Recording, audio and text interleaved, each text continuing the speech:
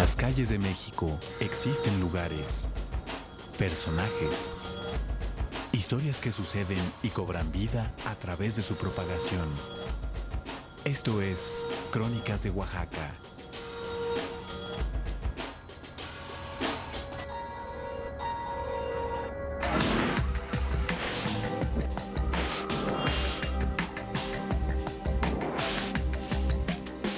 En el año de 1486, por Ahuizotl, emperador de los mexicas, funda la ciudad que hoy conocemos como Oaxaca de Juárez con el nombre de Huaxiacac, que en lengua náhuatl significa la nariz de los guajes, con la finalidad de vigilar Cosijoesa, rey de los zapotecas de Sachila, quien empezaba a manifestarse en contra del abuso y la opresión del poderoso imperio mexica.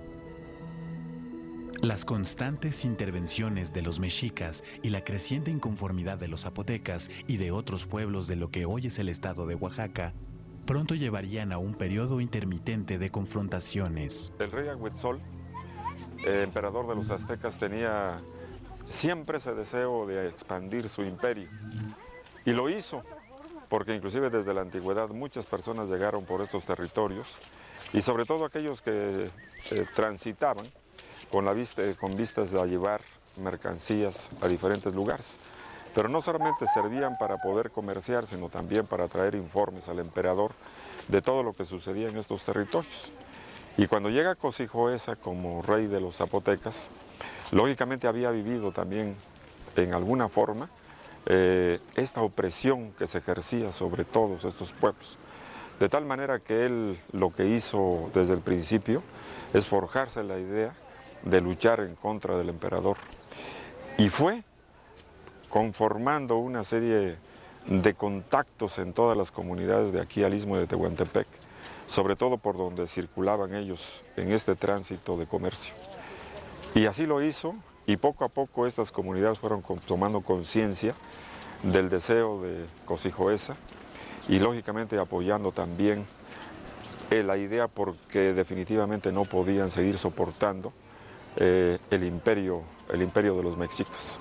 Ante una guerra inminente, los mexicas deciden invadir la ciudad de Oaxaca, desplazando a los zapotecas hacia las montañas del Istmo de Tehuantepec, donde lograron resguardarse de los ataques mexicas. El rey Ahuitzol transitó por ese territorio y, ayudado por los mixtecas, se posesionaron del lugar y llegaron los mexicas. Los atacaron, pero no podían con ellos en vista de lo empinado del lugar.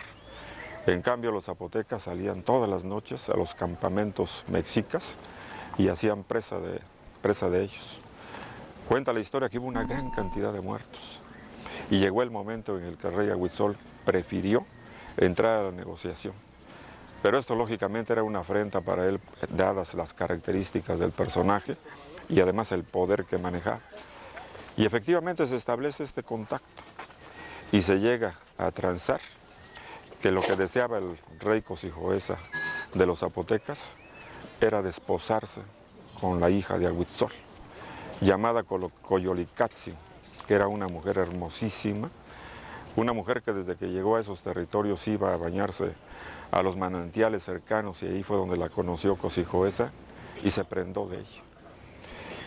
Por supuesto, al inicio el rey Ahuitzol no quería entrar a esta transacción, pero tuvo que hacerlo en vista de las bajas que habían sucedido. Se casa Cosijoesa con la princesa Coyolicatzin y continúa la vida. Los ejércitos zapotecas empezaron a ocupar sus lugares acostumbrados. Algunos de los mixtecas que los habían ayudado ocupan otros. Y pasa el tiempo y empieza un enfrentamiento entre los zapotecas y los mixtecas.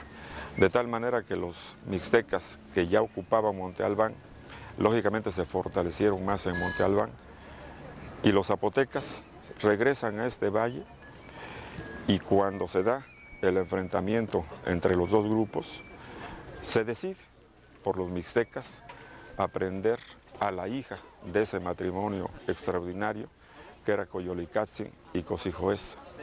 ¿Y quién era esa hermosísima mujer también? Era la llamada princesa Donají.